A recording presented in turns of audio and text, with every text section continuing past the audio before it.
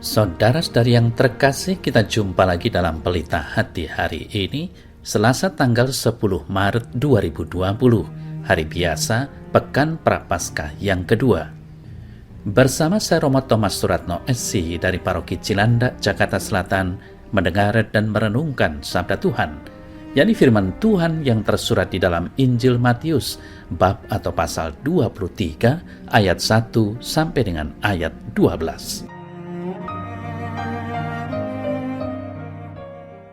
Sekali peristiwa, berkatalah Yesus kepada orang banyak dan kepada murid-muridnya, katanya, ahli-ahli Taurat dan orang-orang Farisi telah menduduki kursi Musa.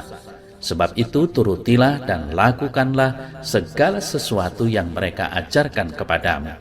Tetapi janganlah kamu turuti perbuatan-perbuatan mereka, karena mereka mengajarkannya tetapi tidak melakukannya. Mereka mengikat beban-beban berat, lalu meletakkannya di atas bahu orang, tetapi mereka sendiri tidak mau menyentuhnya. Semua pekerjaan yang mereka lakukan hanya dimaksud supaya dilihat orang. Mereka memakai tali sembahyang yang lebar dan jumbai yang panjang. Mereka suka duduk di tempat terhormat dalam perjamuan dan di tempat terdepan di rumah ibadat. Mereka suka menerima penghormatan di pasar dan suka dipanggil rabi.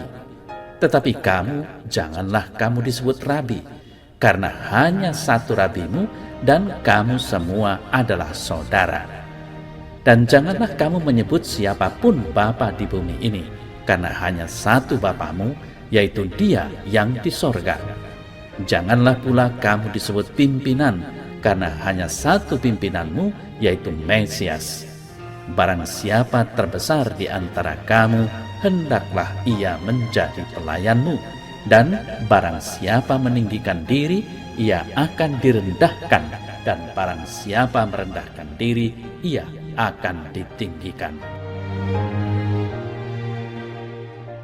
Saudara-saudari yang terkasih, ada sebuah kenyataan bagus yang sering ditemukan dalam kehidupan bermasyarakat, yakni orang yang lebih tua dilihat sebagai orang yang dapat memberikan panutan, petuah, nasihat, dan arahan bagi mereka yang lebih muda. Benarlah hal ini jika dilihat dalam kacamata pengalaman hidup, karena mereka yang lebih tua dilihat sebagai orang yang sudah banyak berpengalaman dalam mengarungi suka dan duka hidup ini.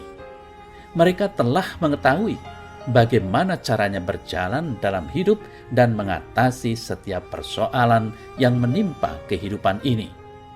Salah satu seruan yang sering kita dengar adalah rambut yang sudah putih melambangkan kebijaksanaan.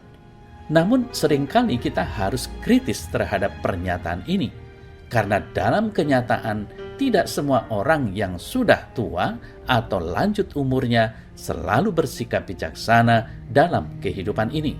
Kadang apa yang mereka katakan berbeda dengan apa yang mereka lakukan. Dalam hal ini, orang yang lebih tua harus dilihat dalam pandangan yang lebih luas, dan sangat menarik bahwa yang diangkat oleh Yesus dalam Injil hari ini berkaitan dengan para ahli Taurat dan orang-orang Farisi. Mereka adalah orang-orang yang dituakan dalam kehidupan beragama, sehingga apa yang mereka katakan dan ajarkan harus selalu diikuti oleh segenap umat. Namun, saudara-saudari yang terkasih, hari ini Yesus memberikan sebuah peringatan yang sangat keras bahwa kita boleh mendengarkan ajaran mereka, tetapi tidak boleh mengikuti perbuatan yang mereka lakukan. Tentu saja di sini perbuatan yang dimaksudkan adalah perbuatan-perbuatan negatif yang bertentangan dengan hukum Kristus sendiri. Bukti nyatanya adalah mereka mengajarkan kasih tetapi tidak mempraktekkan kasih itu. Mengajarkan solider terhadap sesama, tetapi mereka sendiri tidak mau bersolider, membantu yang miskin, yang tidak mempunyai pakaian, makanan, kesakitan, dan lain sebagainya. Kadang mereka melakukannya, tetapi dengan tujuan hanya untuk dilihat orang lain. sekedar hanya untuk mencari kemegahan diri atau supaya dipuji oleh sesama bahwa mereka adalah orang-orang yang sangat menaruh kasih kepada sesama. Hal inilah saudara saya yang terkasih, yang tidak disukai oleh Yesus. Yang lebih diinginkan oleh Yesus adalah disposisi hati kita yang positif, baik itu dalam perkataan maupun dalam tindakan. Karena seperti yang dikatakan, iman harus disertai dengan perbuatan. Hal ini sudah terdapat dalam kitab suci, secara khusus dalam diri Abraham. Kita bisa membaca Yakobus 2 ayat 21 sampai dengan 23. Bukankah Abraham bapa kita dibenarkan karena perbuatan-perbuatannya ketika ia mempersembahkan Ishak anaknya di atas mezbah? Kamu lihat bahwa iman bekerja sama dengan perbuatan-perbuatan, dan oleh perbuatan-perbuatan itu iman menjadi sempurna. Dengan jalan demikian genaplah nas yang mengatakan, lalu percayalah Abraham kepada Allah, maka Allah memperhitungkan hal itu kepadanya sebagai kebenaran.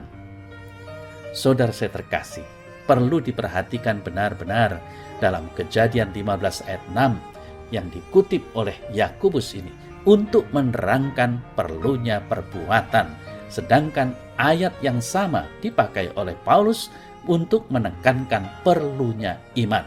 Roma 4 ayat 3. Keduanya benar karena masing-masing mau menekankan satu aspek lain.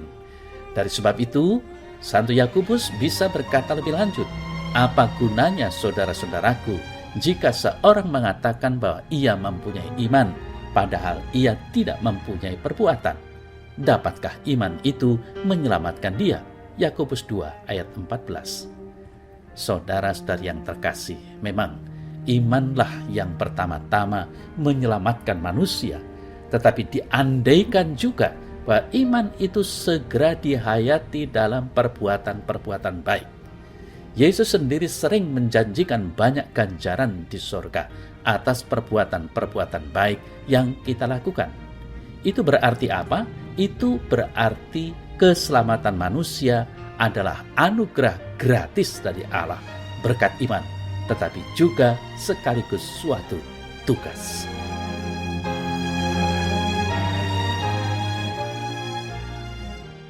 Ya Tuhan Allah, kuatkanlah imanku dan mampukanlah aku untuk mengungkapkan serta mewujudkan iman itu dalam setiap kata dan perbuatanku. Amin.